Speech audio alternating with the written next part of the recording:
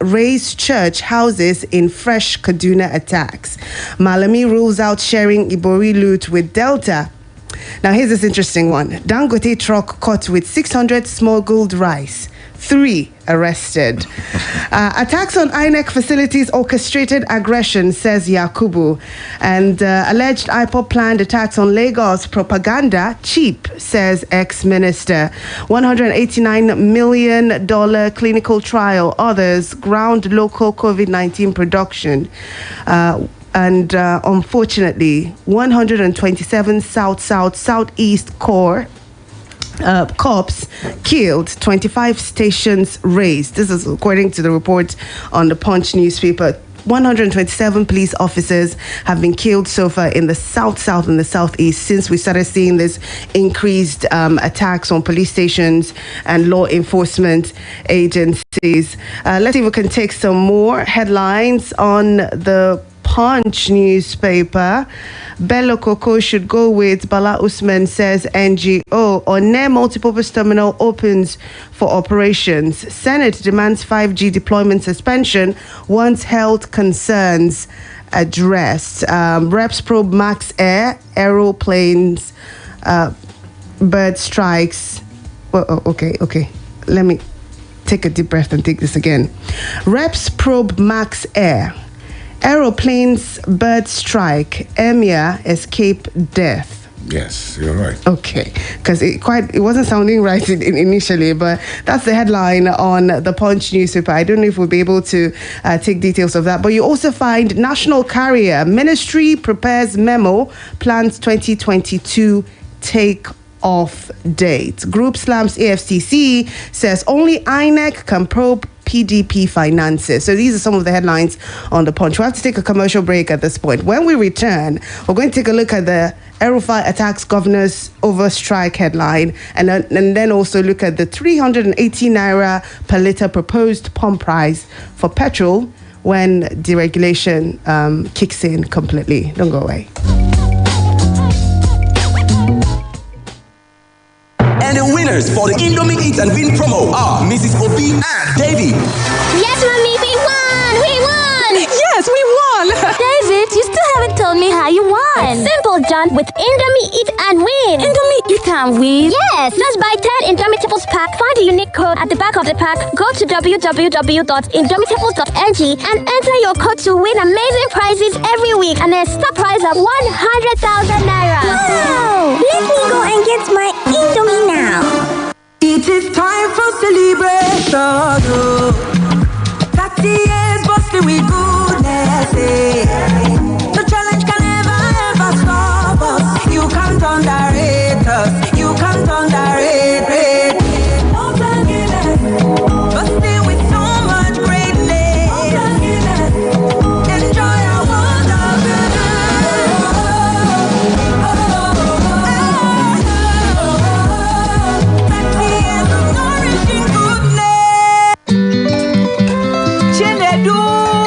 Don't worry, Ma. He'll be home on time, just like his dad. Are you sure? Yes, Ma. I'm cooking their favorite jollof with Sonia tomato mix. They are here. Hey, is that jollof ready? See? Right on time. Your loved ones will always rush home for tasty meals prepared with Sonia tomato mix. Mommy, the jollof is yummy. I wouldn't miss this jollof for anything.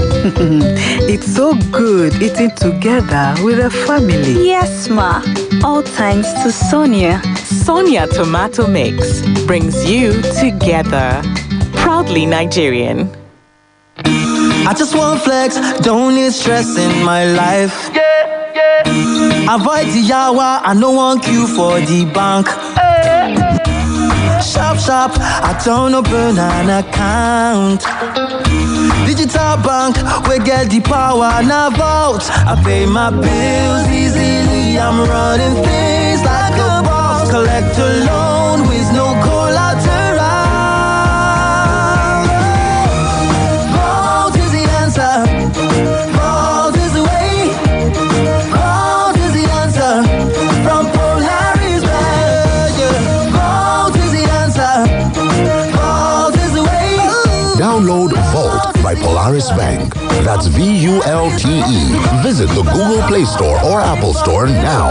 Vault is available to Polaris and non-Polaris Bank customers. Vault by Polaris Bank.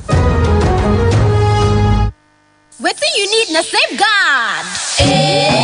Children that like to play. They like to play. Small pickings that must jolly oh.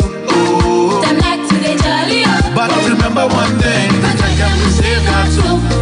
Protect them with safeguard. Protect them with safeguard too. From the teen and yama so the future go better.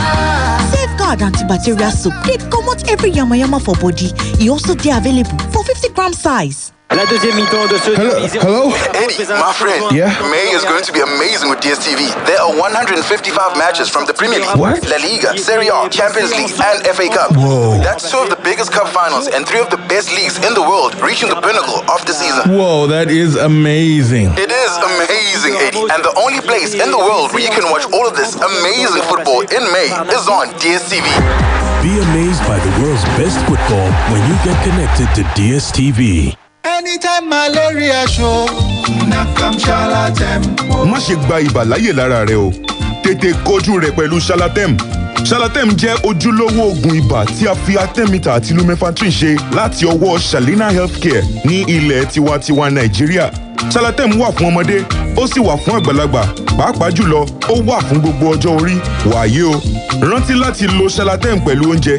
Tí àlàáfíà ò bá wá dé bá ara rẹ lẹ́yìn ọjọ́ mẹ́ta, tètè kó ya lọ rí dókítà. Now, where's that big malt? Today was just one of those days. You know, woke up by 5, made breakfast, went to work, did my job, then my Oga's work, then Oga's work, came home, made dinner, and now nothing can stop me from enjoying my rich, smooth, refreshing Dubic malt. Enjoy the silky smooth taste of Dubic malt. Dubic malt, crown the moment. Hey, Oga and Madam, you don't see the room now. Make I show you the toilet where you could share with the other neighbors. Now the toilet be this. What's the happen? Oga agent, you mean say na general toilets clean come white like this, Yes, now. Na hypo toilet cleaner than they use to clean and kill the yama germs come out. Hypo toilet cleaner? Wow. Wash your toilet at least once a week with Hypo toilet cleaner to keep it sparkling clean and gem free. Available in sachet for 35 naira only. Madam, now 2 years land one collect. We go pay for 6 years, And the winners for the Indomie Eat and Win promo are Mrs. Obi and Davy. Yes, Mommy, we won! We won! Yes, we won! David, you still haven't told me how you won. It's simple, John. With Indomie Eat and Win. Indomie Eat and Win? Yes! Just buy 10 Indomitables pack, find the unique code at the back of the pack, go to www.indomitables.ng and enter your code to win amazing prizes every week and a star prize of 100,000 naira. Wow! Let me go and get my Indomie now.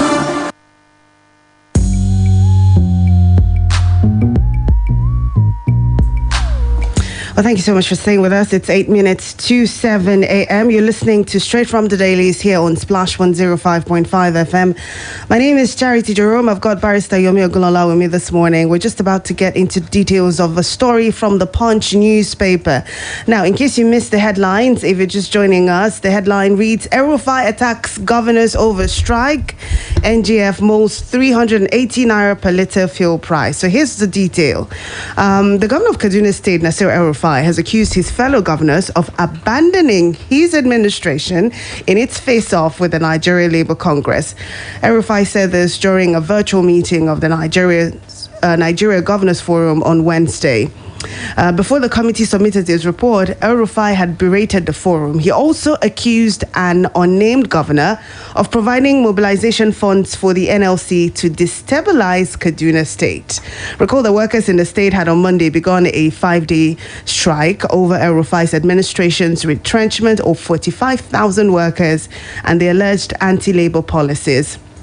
There was confusion in the state on Tuesday as thugs attacked workers at a rally organized by the NLC, prompting the Congress to issue a statement where it threatened to declare a nationwide strike.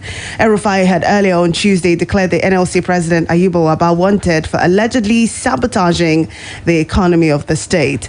Bearing his mind at the NGF meeting on Wednesday, El-Rufai said he did not get the required support from his colleagues. Now, these are his words. "I am a governor. I am one of you. The list I expect from Nigeria Governors Forum is unequivocal and unqualified support. I didn't see that in that statement. I am being very blunt. I could pretend and be political and just smile and say it was all right, but it is not. I am not used to fighting my own. Okay, I am used to fighting my own battles." End of quote. Now, the NGF, in a statement by its chairman, Dr. Kaide Fahimi, on Monday, had urged the NLC to exercise restraint in its engagement with the Kaduna state government. But that was not enough for Nasir El-Rufai. He wanted more support, which he didn't get. What are your thoughts on this, Barrister, considering the different developments that we've seen since Monday that this strike started?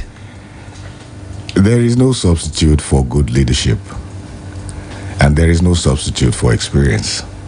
It is so unfortunate, that El-Rufai allowed himself or revealed himself for who exactly he is. Look, there is a truism, and Nigerians should brace up for it. If you remember, Chacha, it started with the Edo State governor. What's his name now? Former governor? No, the current governor. Godwin Obaseki. Yes. Obaseki announced to the whole world that the federal government printed money that was shared between the states, and you saw the controversy that followed it. But sooner news started filtering in the government was broke, that the government was broke. I think last month, what was shared between the states, the federal government had to be appealing to states. There is no money. Nigerians should brace up for what is coming, because what I see is an incommodious trajectory. So El-Rufai has a case here. Is that what you're saying? A valid case? Well, now, El-Rufai is in the eye of the storm, but the reality will dawn on other states in due course. Now, let's look at it this way. You have your allocation from the government. Take Oyo State, for instance. Let us assume that we have a population of 6 million in Oyo State. Let us also assume that we have a population of 48,000 workers, government workers, and the money that comes into the state can barely pay the salaries of 48,000 workers. What happens to the rest of the people? What happens to capital investments in the state? So what I am saying is that possibility that a lot more states may take that course, that El-Rufai is taking now. But unfortunately, the way and manner El-Rufai appears to be handling it is most unfortunate. It's unbecoming of a leader, I mean, these are things which ought to be discussed, with labor. Let them see reality. The reality is staring everybody in the face. It is staring. Now they are coming, you see. Government cannot borrow from what do you call the unclaimed dividends and what have you. It is going out now asking for another loan, another foreign loan, all right, to finance the budget. So the indices are showing to us that all is not well at all. Absolutely. All is not well at all. I want us to stick with this issue a little bit more. Labour is known to be a very stoic group, if you like. Once they set their mind on something, there's a compromise, they do not shift. And Kaduna State governor, some that like him, I'm not talking of those who do not like, would describe him as a technocrat, a progressive who is a man of action. And knowing that going into negotiation with Labour would delay the progress that he wanted to get as far as revamping the civil service of his state was concerned, decided to do this. And I read the statement that was put out by the spokesperson to the governor. I mean, Labour is claiming that he's doing this extrajudicially. Exactly. That's a word. But he's saying that that's not the case, that he has put the laws of the land concerning workers and how to retrench workers into place. Not only that, he is pledging to ensure that these workers get their entitlements in pension funds as soon as they are retrenched. And he's giving them a free hand of support to get into agriculture and other entrepreneurial schemes provided by the government to absorb such people who would lose their jobs so that they're not completely jobless. So do you think that Labour really has looked at all these angles? Or Labour just doesn't want to hear when you say sack? They do not want to entertain the thought, regardless of however useful that move might be in the long run for a civil or public service. Yes, you see, I think one of the people that Labour is having with El-Rufai is they think, or it does appear to them, that he took those moves like a dictator and not like democratically elected governor. A democratically elected governor, because I want to believe that certain meetings and discussions ought to have preceded the action, particularly with the stakeholders. We're talking about Labour here. It is to open up the books for Labour to see. Now, which would you prefer? Would you rather we start owing salaries again, as it was in the past, where workers will be owed salaries of 6, 7, 8, 9 months, 1 year, and over a year? We have heard in this country workers owed close to 2 years' salaries. Yeah. So if as a democratically elected governor, if you act in accordance with law, observing the rule of law, and of course allowing for the participation of the people you lead, I think we would have arrived at a much better result than what we're getting now. He probably acted like a dictator, but it is not all lost. It is still for them to come back. Labour too must realize something. The only major problem that I see here is the inability of government to really provide that enabling environment for people to work. The people who are outside there too are looking for work now. They don't get jobs, they don't get anything now. And now we are bringing more people into it. Why is it that it is the people who have to bear the incidence of government's ineptitude, I mean, that's a question the government has to answer. Exactly. It's for me, that's the only gray area here, because I would say we need to revamp our civil service across different states and even the federal government. Why should the workers be the one to suffer for whatever, The failings of the so-called leaders. Let me give you one good example. A governor is elected, and the very first thing he wants to do is draft his own people into the ministries, into the civil service. We have seen this happening almost in every state. And you are not looking at the future. You're not looking at the purse of the government. The capacity of government in meeting the wage bill of the people you're drafting in there. I don't know why it should be so. So many Nigerians have been left out of the picture. The roads, you are not building them. The hospitals, you are not building them. Water, the people don't have. You are not even assisting them with your so-called private powerhouses.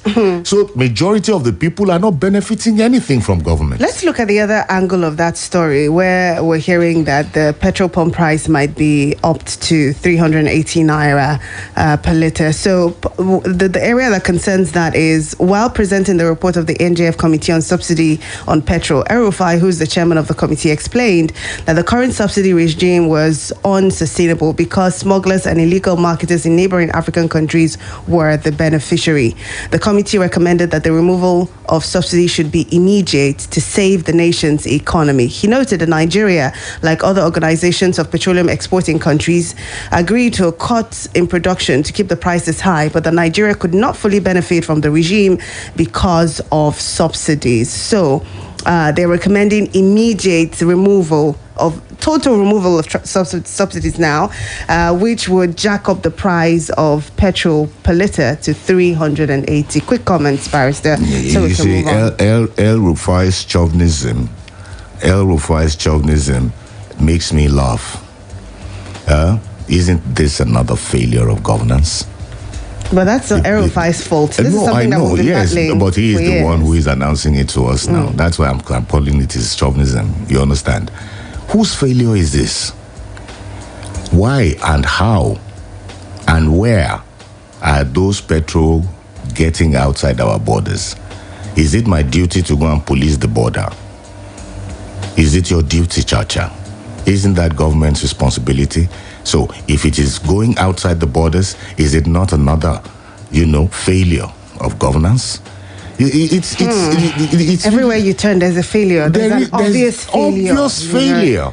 Obvious failure. And the man at the bottom is the one that. And we are the ones. The pain, now you are telling us you want to take petrol price to 300 and you know the funniest thing, very soon you will soon see them coming out. The Garbashils of this world and the Femi and the rest of them will come out and they will start comparing us with other countries of the world that have done their own work. Yes. All right? I think they've been quiet. I've not heard anything from Garbashehu or Femi Adesina in a while. The presidency has been... Maybe because their Baba is out of the country by the time it comes back. Anyway, we have very limited time. Let me run through this This story is one that's from Ibadan here, the doctor strike at UCH. I just want to read the story. I don't know if we'll have time to talk about it, but doctor strike takes toll on UCH patients. That's the headline from the Premium Times.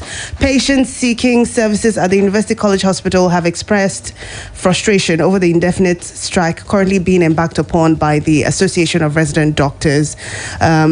We hear that the strike has entered its 19th day. A NAN correspondent who visited the tertiary hospital Wednesday saw the frustration visibly written on the faces of patients seeking medical care at the facility. NAN also reports that the industrial action has affected activities in key sections, such as the ever-busy accident and emergency and outpatient department, both of which were unusually quiet. Consultants, nurses, and other allied health workers were, however, seen offering services, even as patients experienced unusual delay due to the limited number of doctors on duty. Some of the patients who were obviously frustrated claimed to have arrived at the hospital as early as 6:30, adding that the consultants only attended to patients based on appointments. This is sad. One of the striking doctors who spoke to NAN on condition of not being named said the federal government owed him up to 3 months' salary arrears. He said that he had been forced to seek temporal employment in a private hospital. You know, Chacha, I weep for this country. I just weep. I weep for this country, and I weep every day for this country. Do you know that facility you just named? There was a time in the history of this country when it was the pride of the world. The monarchies in the Arabian Peninsula, patronized that hospital. I think I once saw a picture of a king from one of those countries. They came there. It was one of the best facilities in Africa. How far we're falling from grace now? How far we're falling from grace. How far my friend, let me give you this example to show you how far that facility has degenerated. An accident victim was brought into the emergency ward. He was laid on the floor, blood oozing out of his body. On the floor, some of his blood had turned,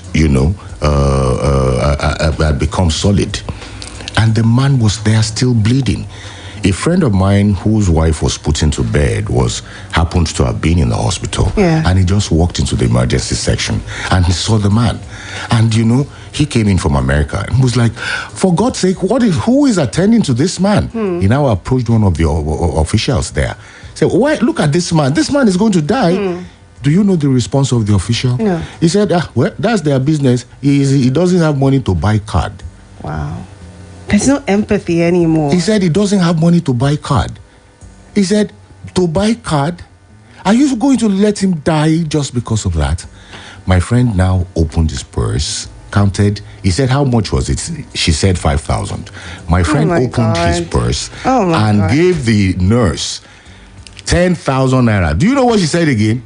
No, you will have to go and get the things yourself. You have to go and pay and do the things yourself. If you know what it takes to go, the procedure it takes to get all of those things, get card and all the rest of the stuff. That was when my friend went mad. But thankfully, with the intervention of other people, she collected the money and they did the needful. That man is alive today just because of my friend. Your friend is a good person. And I think the prayer for all of us is we pray never to even have to be in such a... Yes. To go because there. It's one thing to talk about it, and it's another thing, just like with every bad situation, to experience it yourself. What people are being subjected now, to. the doctors have been on strike. This is not even making major news. I didn't know that, resident doctors were on strike, but this is the 19th day of that strike. Nobody's saying anything. Ordinary people are suffering. People are dying, of course, because of the gap that's going to be created by all of this. Our president will go and treat his ear and his nose. What an irony. And his knee. Even the funniest Barrister, thing. We don't have time. Just a minute. Minutes. Okay, just a minute. What saddens me the most is those who brought us to where we are running all over the place campaigning again to continue to lead us into the abyss. We have a very short memory in this country. I hope that's not our undoing. 0809 155 1055, 0805 699 8678, 070 6949 3000. Those are our numbers. I'm going to implore you to please keep it brief. As always, we're in a race against time. Good morning. Good morning. My name is Shino. I'm calling from the UK. Hi, good morning. Nice to have you. Please go ahead. Yeah, thank you. Just want to quickly talk about this strike in UCH. So I am a medical doctor. Okay. And I was working in UCH. I was a resident doctor in UCH. See, this problem is perennial. Perennial in the sense that it is both national and it is local. What is happening at the moment is local. It is actually happening in UCH and I think one University of Port Harcourt Teaching Hospital. The resident doctors have not, some resident doctors have not been paid in the last 3 months. Yeah.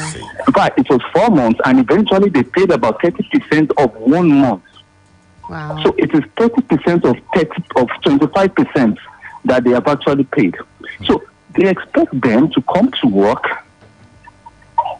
after being denied of salary for 4 months. They are also family members. They have breadwinners in them.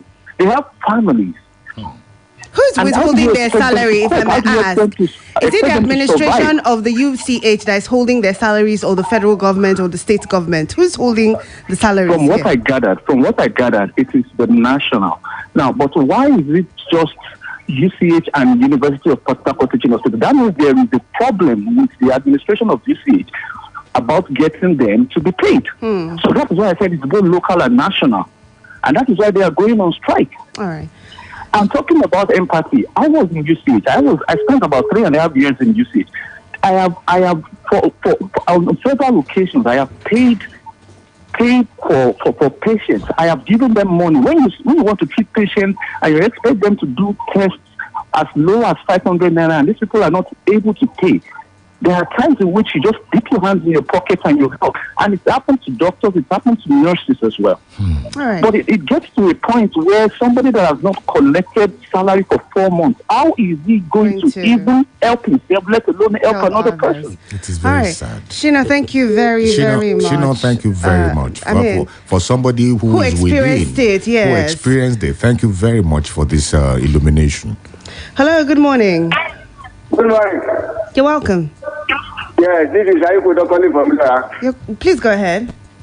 My question is, why is it that every time APC is in government, there's always a problem? Can you remember the traumatic experience workers suffered during the time of Ajimabi in Oyo State? Where are we going on APC? And they are still campaigning that they are still coming back. God forbid it. God forbid. We don't want APC in Nigeria again. And why is The way everybody is doing the Kaduna State is completely anti-democratic.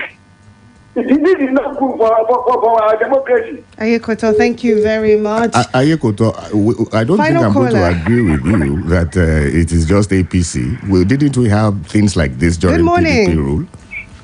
Good morning. Please go ahead. Joseph Oluwasegun. You have less than a minute. Please go ahead. Yeah, nothing goes wrong with the APC. If something goes wrong with Nigeria, myself and the others, we are in the same country, we have the same PDP for 16 years. Also, federal civil servants. Even my father was among those people. So, nothing wrong with APC. All right. Thank you very much. On Twitter, Adeyemi says, good morning, Chacha. On Abdurrahman's storyline, I really empathize with the teenager. Honestly, aside from the government, everyday problems, we're doing a lot of evil to ourselves than the government. People own these factories and people work there. Why do we have to do